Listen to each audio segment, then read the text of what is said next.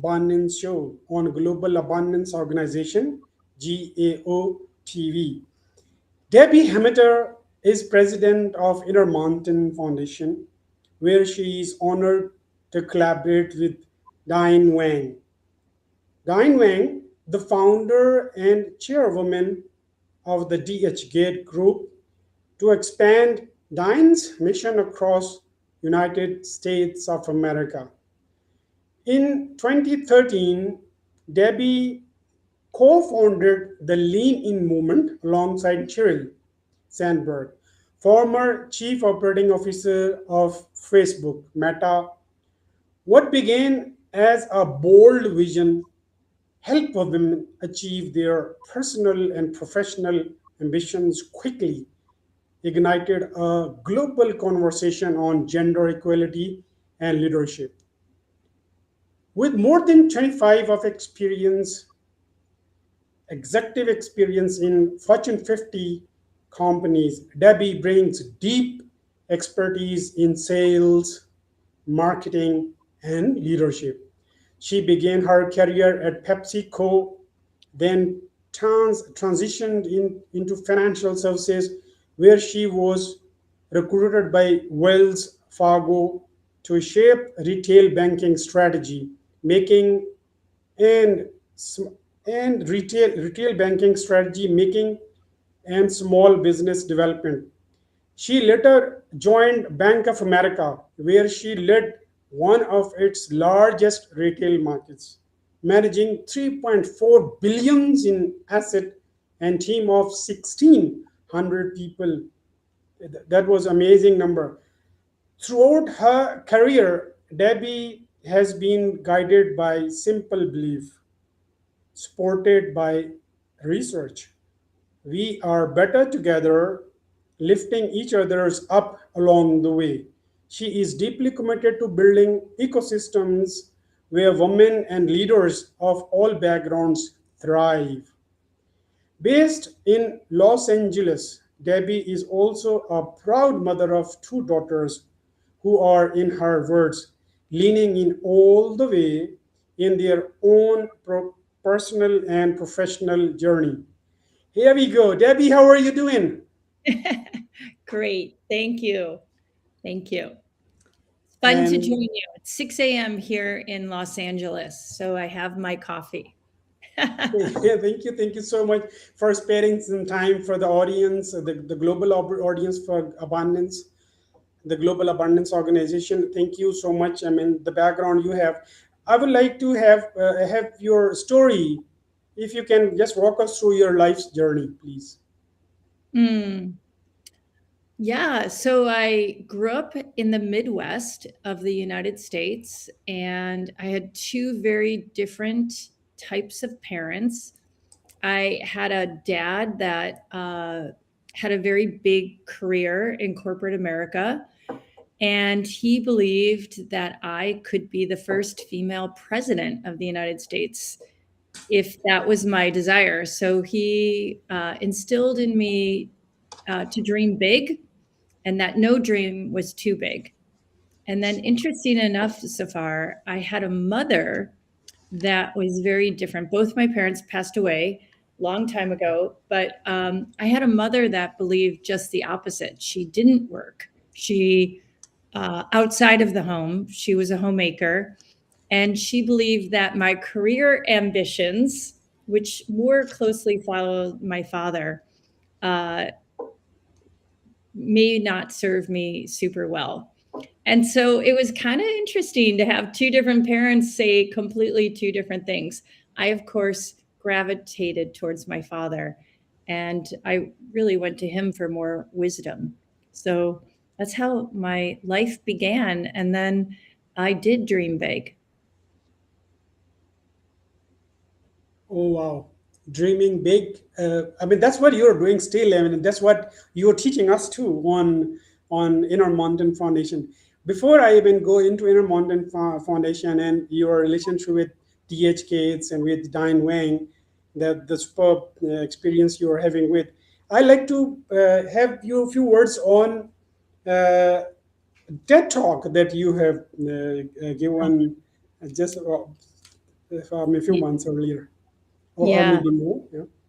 Well, interesting enough, my TED Talk was based on the organization that I co-founded with Sheryl Sandberg, former COO of Facebook and Meta, one of the most powerful global leaders in the world.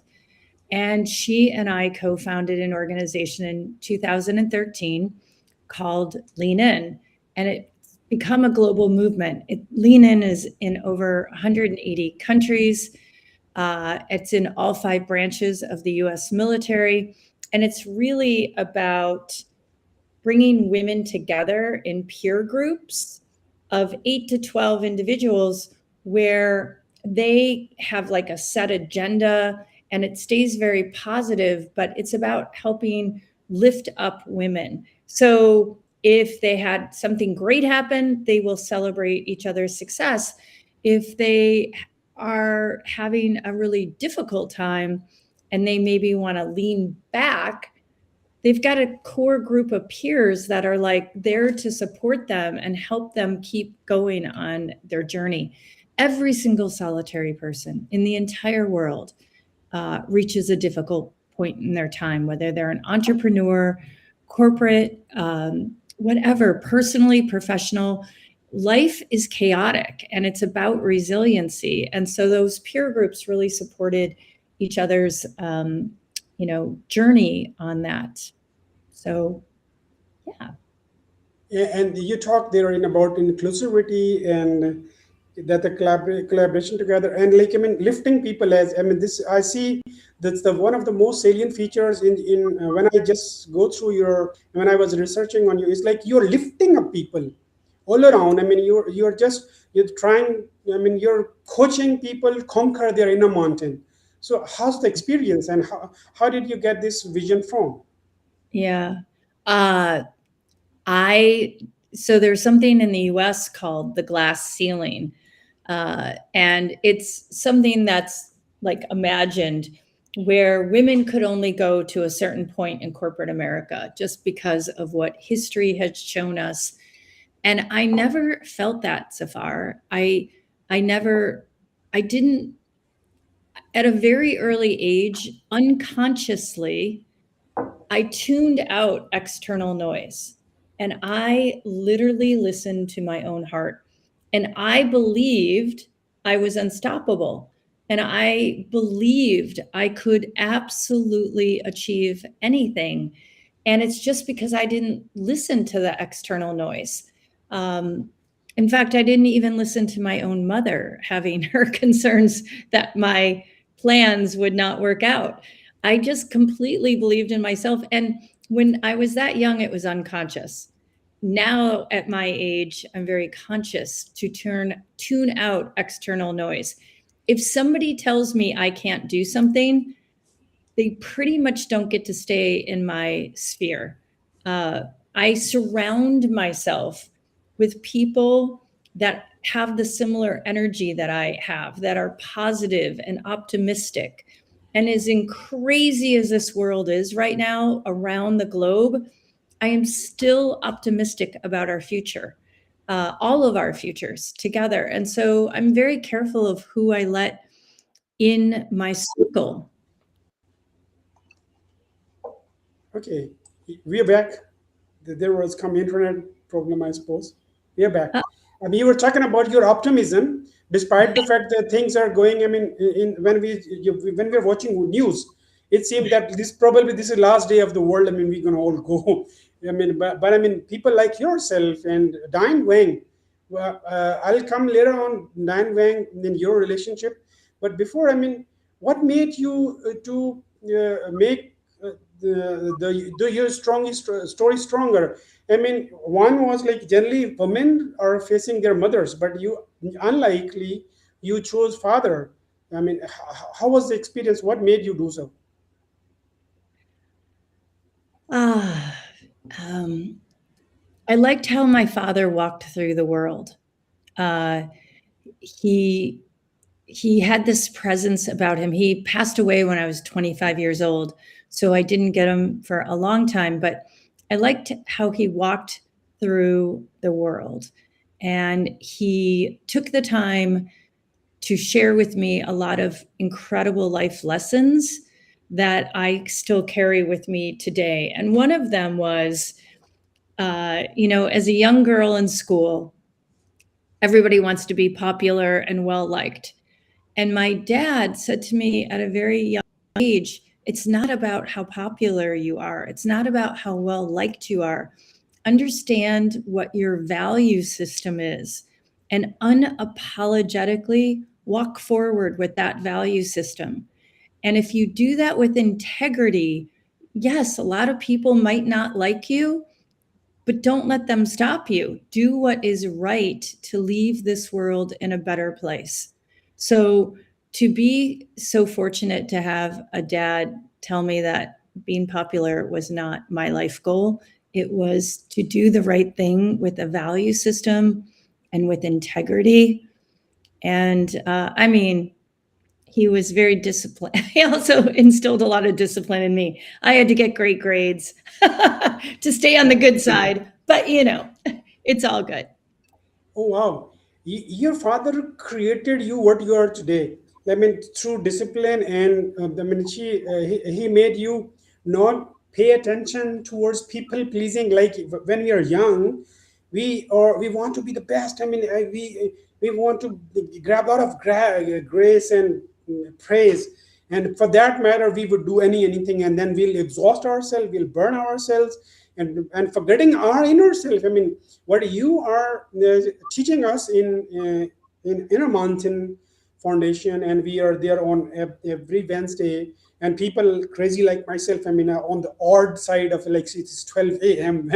when I'm there, I'm all sleepy, and but I'm taking notes, and you how okay. I want your reflection on your father has made you, has created you what you are today, a disciplined, not people pleasing.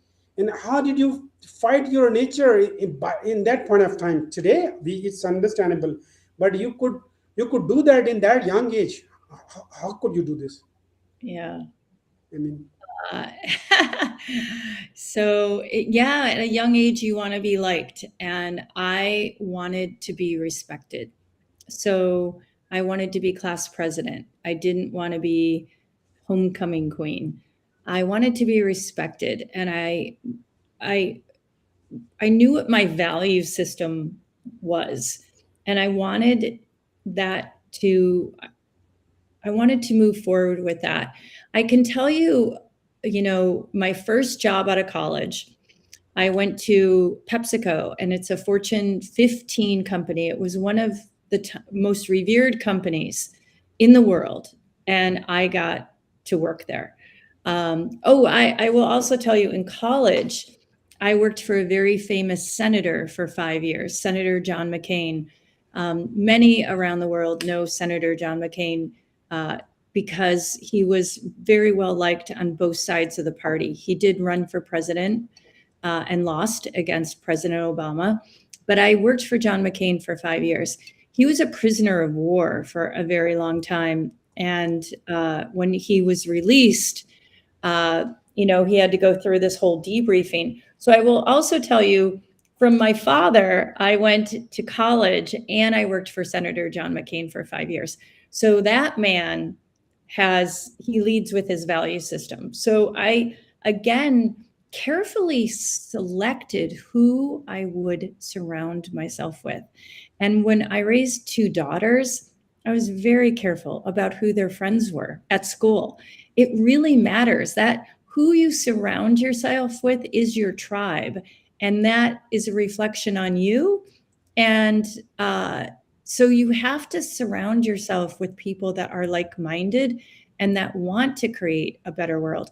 Zafar, you show up on Wednesdays, and we know it is midnight your time, and we love you showing up because you give us a perspective of the world so far away, and it's honoring the diversity of thought of others and learning from each other. And so it's our honor that you show up to our Zooms at midnight, and we're so happy every time we see you there.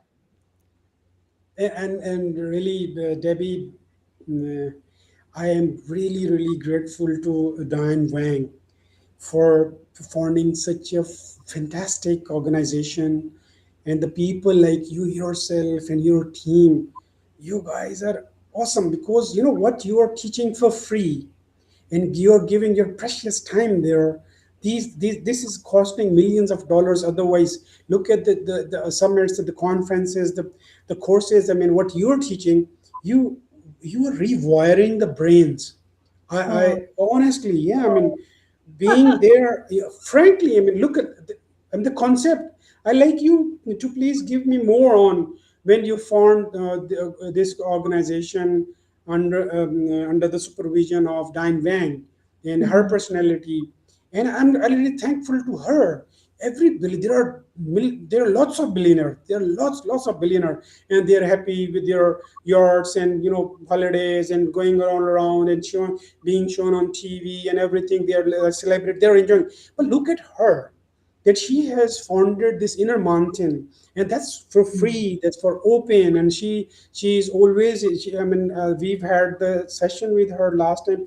That she's so open. See, I mean, I have never seen that big level personality and that open and that humble. And I mean, how's the experience with Dan Wang and her personality? If you can reflect on her too, because I mean, she's one of the connector that we are talking to. Yeah. Thank you, Zafar, for giving me the chance.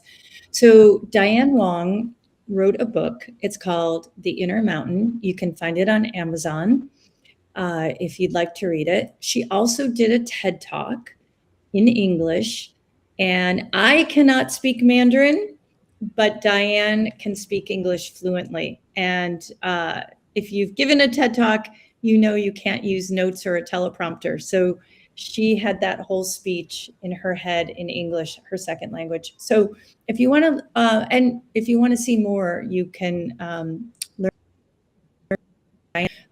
an over executive recruiter came to me in the fall of 2024 about Diane. And Diane primarily resides in Beijing, and I had not heard of her.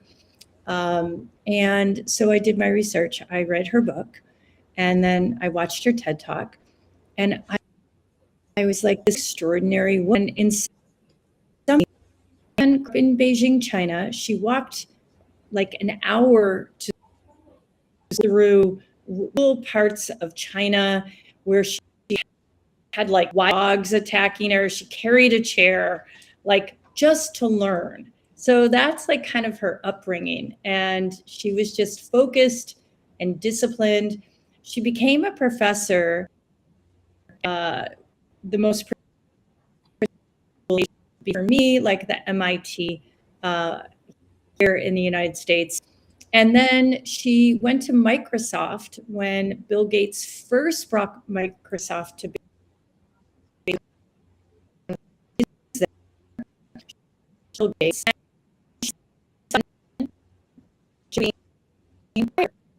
Work quality was better. It, she observed it. And so she moved to, okay, these are two American companies, Microsoft and Cisco Systems run chamber. Again, she was one of the only few women that worked at Cisco in Beijing. And again, she noticed men were jumping over her, even though her results were better. So this is what the United States, for the last several decades. So I resonated with all of that. But what came next was she looked around and she said, you know what? And so she left corporations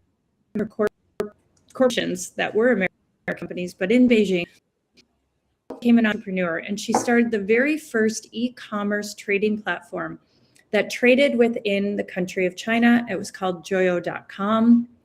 She sold that. That is Amazon China today.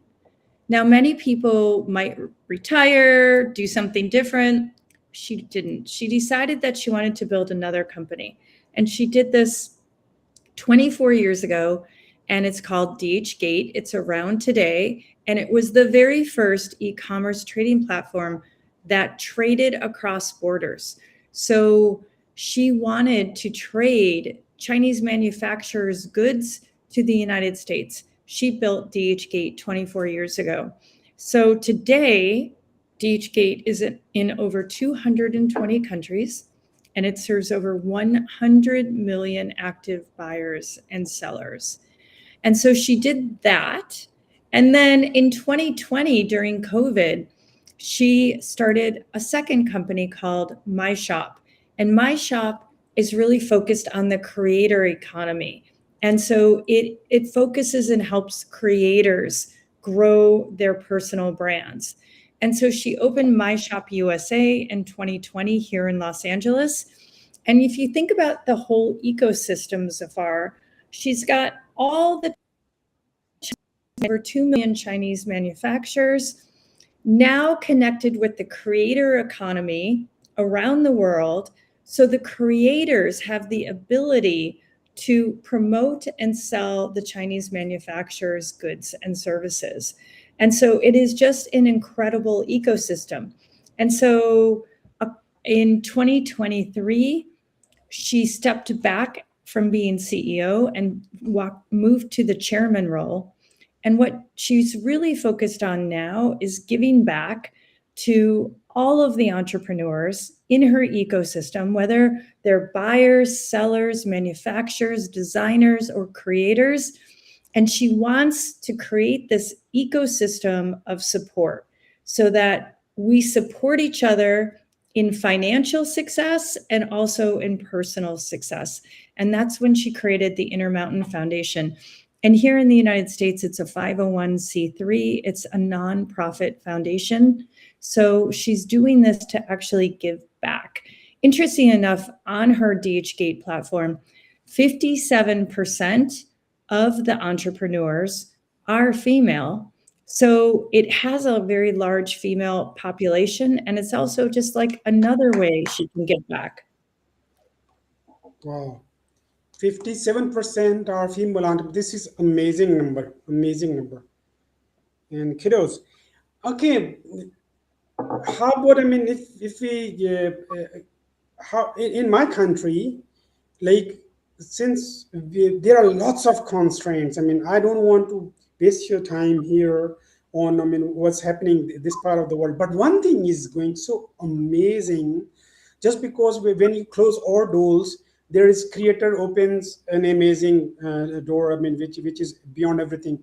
In my country, I can't claim that we are number one in the world for international e-commerce as teaching assistants, as e-commerce assistants, as the but I mean, we are on the victory stand.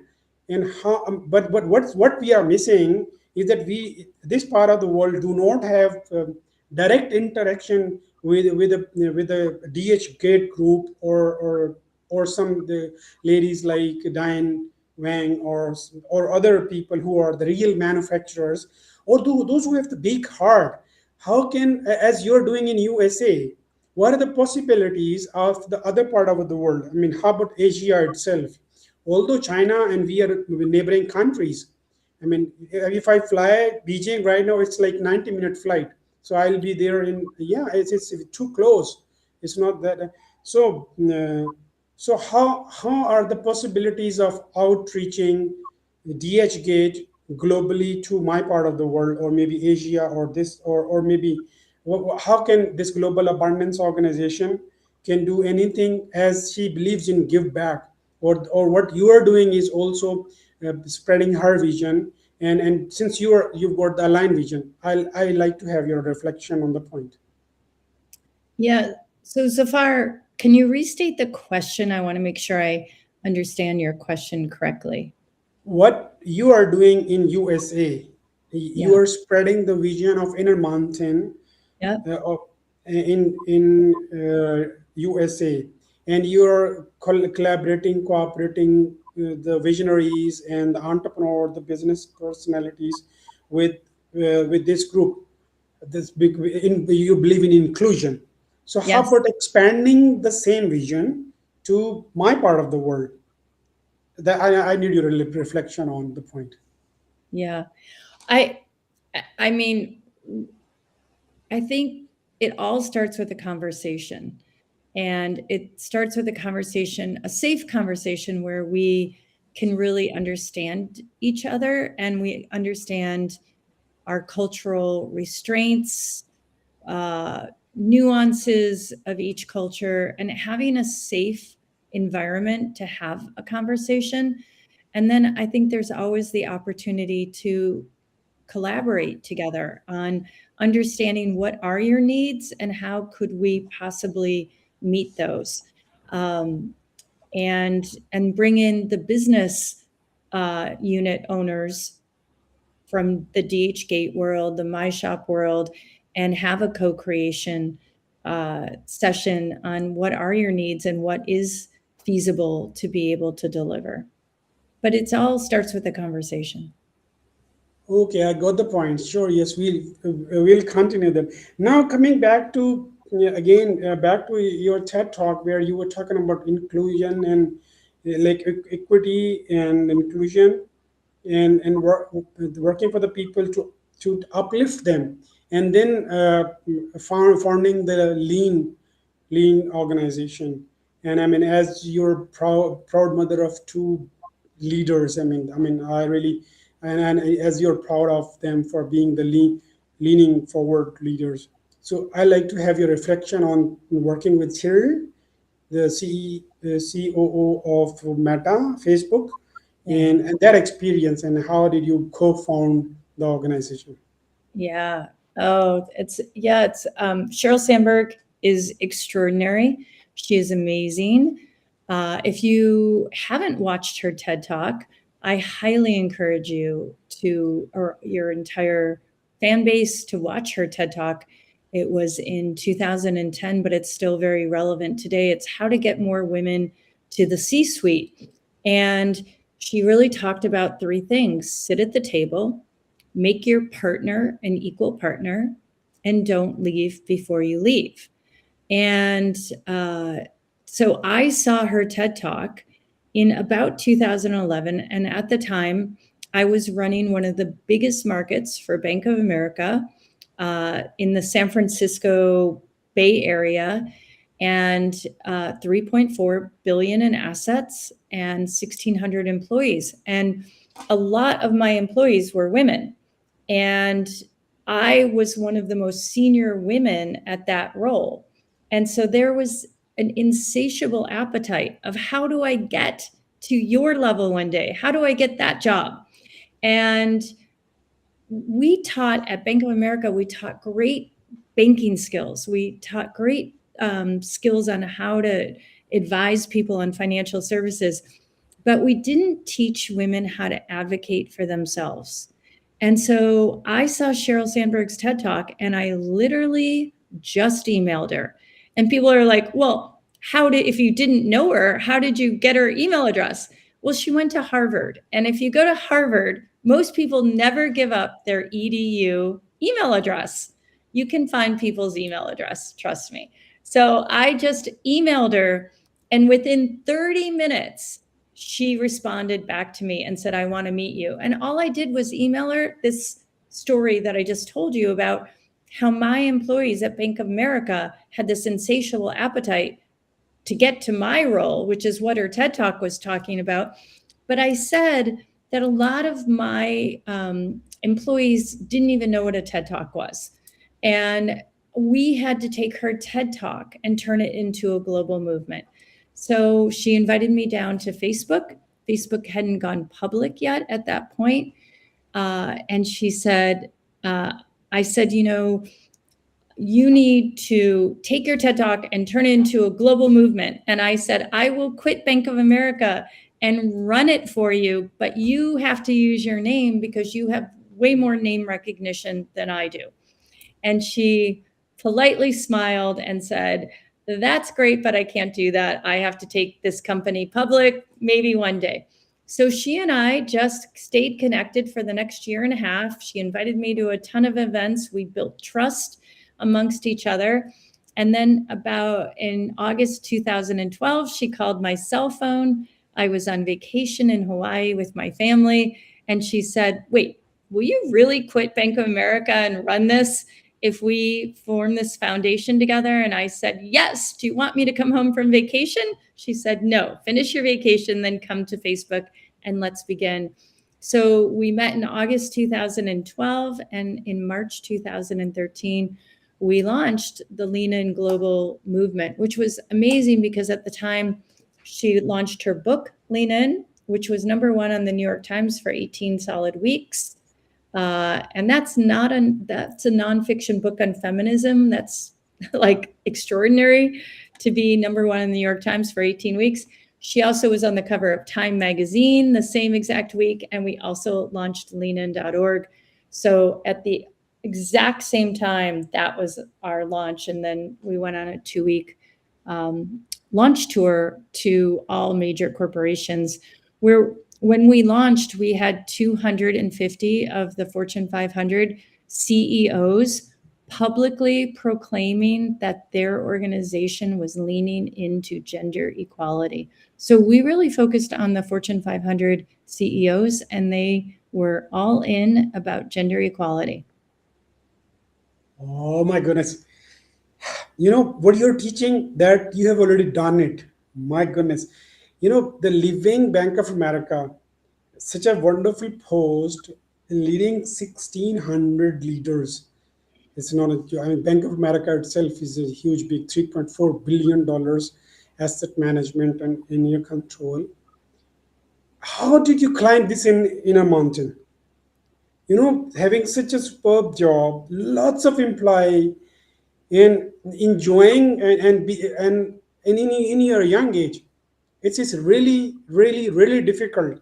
I'm still facing this problem. I mean, I am in government sector over 2 decades now, and I've been thinking to leave this job and just jump into serving my own organization full time. So please teach me and educate me or my audience what were the challenges Yeah. climbing your inner mountain from leaving Bank of America, 1,600 employee, $3.4 billion asset in your management, and then going following your dream.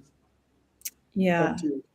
So I I I knew what I wanted to do. So for me, I had a goal of being able to put my 2 children through college debt free. And I wanted them to be able to go to the best university that they could get into and that they selected. That was my life goal. And so, I had a 25-year career in the Fortune 500 to actually make that goal possible, because that was what was important to me. And so I did strategically pick my career path to do that. But there came a point, and I remember this, Zafar. I was President Obama had just taken office, and I went home early from work. I was at Bank of America, and I went home early from work to watch his State of the Union address in my living room because I wanted to see our new president speak. And behind him sat 2 leaders, his vice president, which at the time was Vice President Biden, who became president, and then the first female Speaker of the House, Nancy Pelosi. And she was the very first woman to ever be elected Speaker of the House. And interesting enough, at that time, she was, I believe, 68 years old. If she wasn't 68, she was 65. And I remember watching that State of the Union address, Zafar, going, wow, I don't think I'm doing enough in my life. I want to make a bigger impact. Now, being in financial services and helping plan their finances is helping people. So I never want to get you wrong. And pretty much everyone, when they go to work, they're helping someone. But I wanted to make a shift. I saw Nancy Pelosi and the impact she was making on Speaker of the House, and I wanted to do something that would fill my soul. And for me, it was, after 25 years, it was about giving back and helping young women. And at the time, my 2 daughters were very young, and they were like 12, 13 years old. So the dinner conversation became about dreaming big, about being unapologetically ambitious. It was about following what was in your heart and tuning out their friends. And I can say today, both of my kids are out of college. They work for two of the best companies in the world, tech companies, the top companies in the United States, and they are unapologetically ambitious and they are equally as kind. So, having those kind of dinner conversations, having those conversations with your kids, having them talk to you about their dreams and aspirations and telling them it's okay, that filled my soul. And so now my kids are launched. So I want to help a lot of other young women do the same, Oh and my men, goodness. but also, young women. Wow, what an ambition, and what an accomplishment. Starting like from your clarity of mind, that what one wants. I mean, it's like the analogy I could understand, the climbing in a mountain, especially leaving Bank of America, 600 employees, $3.4 billion asset, and going in following one's dream. It was just because of a clarity of mind, one thing. Secondly, you needed your kids to go to best of the university and colleges, or in your area, that you made it. Then in you seeing the political politician leaders, and then and then focusing on ambition and their payback. And I, when and I mean, what you're cherishing right now is not only the success of your kids, that they have not only started in excellent colleges, universities, but they are successful in the best, in US best companies. But I mean, the cherry on the cake that I could see shine in your eyes is about they are kind, they are successful, they are fantastic. So this kind word, I mean, it's so amazing. And so when you climb your inner mountain, that's what you get. I mean, you get more stronger, more kinder, kind, or to become more humble. Thank you so much. Yeah, Debbie, amazing. Now, I mean, I like to have your reflection. I mean, coming back, since you want to pay back, what's your own vision? As I also understand that you want to uplift people, and that you're exactly doing. And your sales, marketing, and consultancy Yeah. experience. How would you teach sales and marketing, or advise them, how can they be successful in their lives? It's just because, to me, sale is not selling things for money. It's like presenting yourself, like, I mean, I'm selling myself, you're selling your ideas here. So I mean, we are making the community, and this is all sales and marketing. This is not about, Yeah. we are not getting anything out of it. But I mean, what we want, we are selling our idea. Diane Wang is selling her idea, so that the people come together. She believes in inclusion, and we want to create a better tomorrow. We want to create a better future. Back to you. Yeah. So, Safar, I've been in sales my entire life, and you are exactly right. We're constantly selling. We all are. Even if you're not in a sales role, if you're like, we're constantly selling. But here's the key to selling, it's listening. The better listener you are, best salesperson you will be. Ask the questions, get to know your customer, understand them authentically, listen, talk less, and you will become the best salesman or person because you will understand your client's needs. If you don't understand your client's need, stop selling. Wow. Wow. And how about marketing?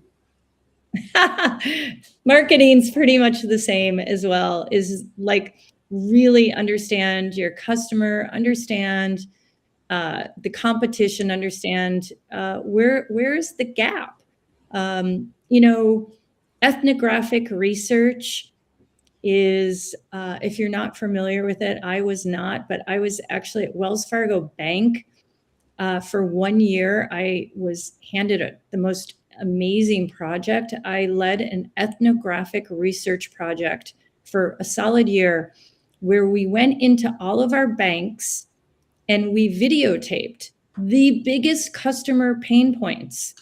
And we had over 600 hours of video, and we had to narrow it down to 20 minutes of the most painful parts a customer had when they walked into our banks. And then my job was to solve that. And of course, we use technology to solve those pain points, but my job was to eliminate those pain points. But the way we did it was watching our customers and looking for even their unarticulated needs.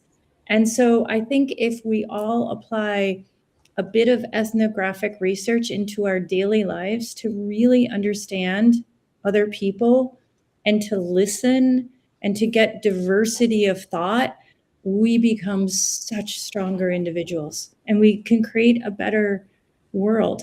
There's a poem called The Dash, and it talks about the dash between your birth and your death on your tombstone.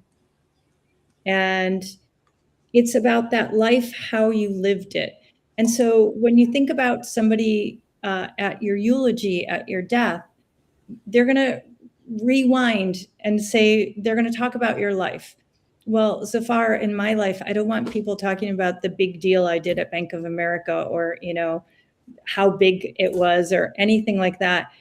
I want them to talk about the Intermountain Foundation and the Lean In Foundation, how I helped create those organizations to serve others and to lift up everybody, especially in this incredibly challenging time. People have so much fear about AI, and they really shouldn't. We don't know what AI is going to be, and we should just be able to move forward and be less fearful about how AI might replace us. We all feared that when cell phones came out or when we got the internet, and it only enhanced our life. And I think it's going to be a lot less dangerous than people are imagining. So, My goodness, when anyone talk of AI and then some fears, I'm student of the computer science, and I keep following the founder of AIs and what's happening.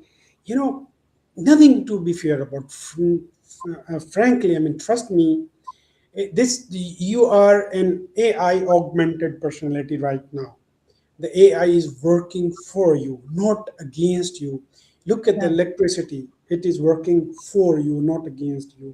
The Yes. industrialization worked for you, not against you. The Yes. computers came in and they worked for you, not against you. And in coming, the internet worked for you. This AI is, I mean, you and me are working in the lots of AI programs are, I mean, helping us. So, I mean, you are living, and we are in thousands miles apart. I mean, I'm in Pakistan. You are in USA, Los Angeles.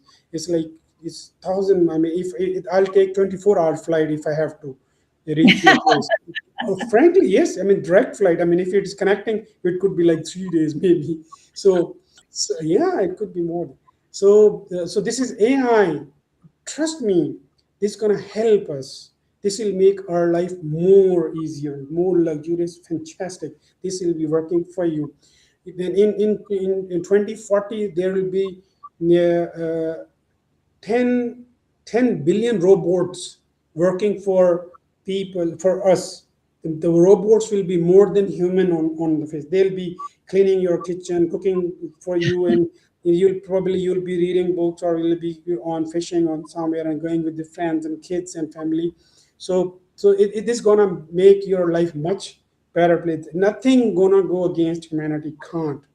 It's impossible. So that was something from my side. But again, I see people, they are very concerned on our group in a mountain that you feature on every Wednesday, 12 12 noon your time in LA. So how about those?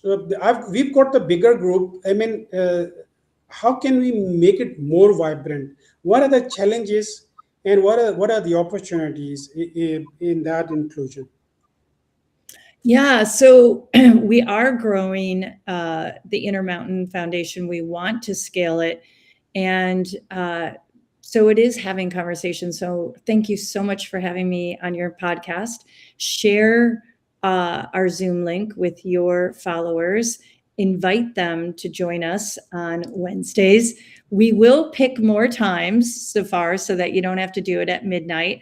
I will add some dates where I'll get up at 6 a.m. and you can have the call at 6 p.m., which would be a little bit more reasonable. So we will add more worldwide times, but it's about growing that with seed members. So it's meeting people like you, who is a leader in Pakistan that would take our Intermountain Foundation principles and bring them to your community. Not that you wouldn't modify it to best meet your culture's needs. You can modify it. It's yours to do that. But we literally just finished, Annie, who you know that works with me, just finished the Intermountain Community Playbook. And it's a detailed playbook on how, and we will definitely send it to you, to Zafar, but it's like over 40 pages on exactly how you could start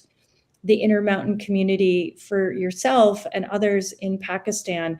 And it's how to invite somebody, it has how to run your first meeting, what the agenda can be. And again, there's flexibility so you can modify it around your country's needs. But we give you the basic toolkit so that it's pretty turnkey and you can do it and spread the word that way. So we really are focused on organically spreading the word.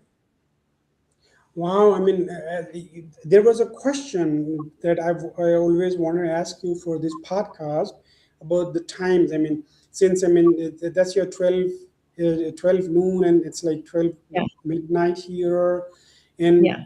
I was just wanted to ask the possibility of having more than one session, probably Yes. like, Yes. and We then we launched I it. I can, We I launched like 3 months ago to test it to see how it would work over Zoom. And you can see we're getting consistent people coming back from all around the world. And so we definitely need to add more convenient timeframes. And lucky for you, I get up early every day anyway, so I don't mind hosting them early in the morning.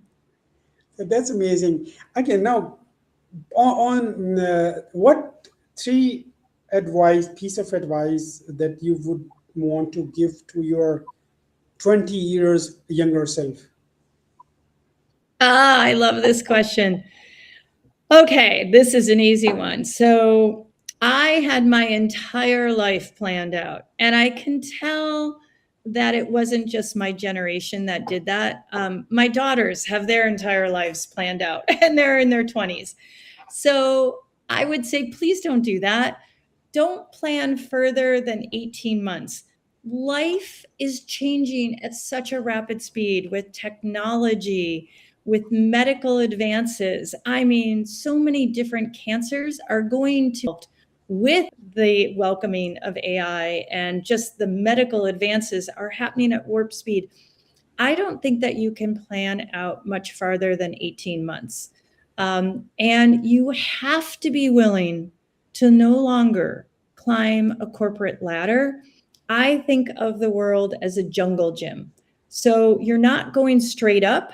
You might go sideways. You might step down to change industries. Um, my daughter, for example, just left one of the top tech companies and now she went to the top hospitality company. She did a complete industry change by choice. So you have to be willing to go down, go sideways, change industries. But here's the one thing I would tell you, and I here in the United States, I coach so many women in their 50s who left the workplace to raise their kids and they did not keep up their skills. And then, for whatever reason, they want to re enter the workforce, but they haven't kept their skills up. So, I am suggesting that even if you choose to stay at home and raise children and give up a career, keep up your skills. Do a consulting project for 10 hours a week or 10 hours a month, but keep up your acumen around business so that you have financial independence, you have financial freedom. You are just self-sufficient always, because life is changing so fast. And you can't plan what you're going to be doing in 10 years from now. So focus on 18 months and focus on keeping your skills and just constantly be curious. Oh my goodness, that's weird. I mean, my all buttons, my lights lit up. We are limited by our curiosity. That's my subject. I mean, that's what is abundance all about. So, I like to have your deep reflections on our curiosity, as we are limited by our curiosity. We're limited. So state the question again. I want your reflection that we are as limited as our curiosity. So, I mean, I Yes, want yes, you to, yes, yes. open this subject, because we are fixed mindset, we are scarcity mindset, we are negative mindset, and just because of this, curiosity is too limited. We, Yeah. we are not ready to embrace the truth, the reality. Like, I mean, the fear about AI, or artificial general intelligence, or maybe artificial super intelligence, just because that's we are limited by curiosity. So, I mean, I want your Yeah. insight, and please elaborate Okay. on we are as Okay. limited as our curiosity is. Back to you. Okay. Well, you are one of the most optimistic people. So I love hanging out with you, Zafar, over Zoom. But this is just my humble opinion about curiosity is I wake up when I'm not doing a podcast with you, I wake up and I read about 5 different papers every morning. And I watch the news. And I watch the news in my country. It's very clear which news station is for which political party. We have two, Republicans and Democrats. Fox News is Republicans and CNN is the Democrats. Zafar, I watch both because I am not going to be the one that sits at a dinner table and has to have my opinion heard. I like to actually listen to both sides. And actually, both sides have lots of important points. There is a lot of value in both sides. So imagine bringing the two together. But I do this every single day. And then I love to read books. I also love documentaries. And so I am just constantly curious. I'm also a student of longevity. My 2 daughters would tell you that nobody is resisting aging more than me. So yeah, I'm a student of all things longevity, which is constantly changing. But curiosity makes our life so interesting, and you can never ever stop learning. But the other thing my daughters will say is I know a little about a lot of things. So I am super curious on pop culture. I'm super curious about history. I'm super curious about Pakistan. I do, especially since I've met you, I pay way more attention to the news because I know you. And, I knew you had a tragedy a couple of months ago, and I texted you, I think, over the weekend going, I hope you and your family are safe. When you get to have conversations with people around the world and you start to really get to know them and care about them, you just become so much more aware and curious about everything. My goodness, thank you so much, Debbie. I don't want to, end this session, because this is I'm so enjoying. It's like enjoying as if you're swimming, or you're watching your favorite movie, or it's like superb conversation. Okay, lastly, advice, I mean, I want three piece of advice to the world, to me, and to, to the, from, and it's like from your learning from your childhood till today. What's that you'd like to present the world to? I would say uh, this morning, here it is quiet the external noise and just listen to what is in your own heart and be super clear with that. And then surround yourself with people that will lift you up. Uh, don't fight others who have opposing views. Just choose your own tribe and surround yourself with those people, and we can live in a world of far better peace. But that will require you to shut out the external noise and listen to your own heart and do the right thing. Oh my goodness, Debbie, you spoke all my heart out. My education, that with I have been rewiring my brain for last 18 months now, and that's what I mean. You got that all learning in this one session. That, like, I mean, the first and foremost thing is to just to have the clarity. And as I was just talking to you when you were leaving the Bank of America, with lots of stuff. I mean, with a lot of dignity and honor, and I mean, feather in your cap. I mean, but following your dream, clarity, following your heart, no noise. I mean, listening to your heart, and then believing in yourself, and choosing your own tribe, and that's amazing. That's what I've been doing. And your Mm, story of resilience and discipline, and choosing your father's footstep, and whatever he wanted to create in you, you did that. And that's what I mean, your daughters are exactly what your father wanted, and what you fed them for. So thank you so much mm, for giving the world two beautiful daughters, the professionals. And and the word kind that you said, and the shine in your eyes, that's my today's takeaway from this whole discussion. If you're super successful, if you're billionaire or trillionaire, and if you've got everything on the face of earth one can dream of, and if you are not kind, I mean, it loses all meaning. So that's all from today, Debbie. yes. I'll please allow me to keep you featuring, and for my audience, and what you are doing on Mm. Mountain, on your lean organization with Trill. And this is absolutely fantastic payback that anybody can contribute to the globe. Thank you so much, and stay Uh, blessed. Bye bye. okay. Well, I hope to see you Wednesday at midnight, your time. I'm committed. I can't, if I'm alive, I'm there. Trust me. And I will get another time added. Yes, sure. I mean, I want to speak my heart out there, but there are a lot of people I have to respect for sure, because you want to give the time to everybody just because it's their respect to. Can we expand a little more time, or like, can you after 1 hour, like, you can keep it open? I mean, somebody wants to go or can go, or somebody continue the discussions.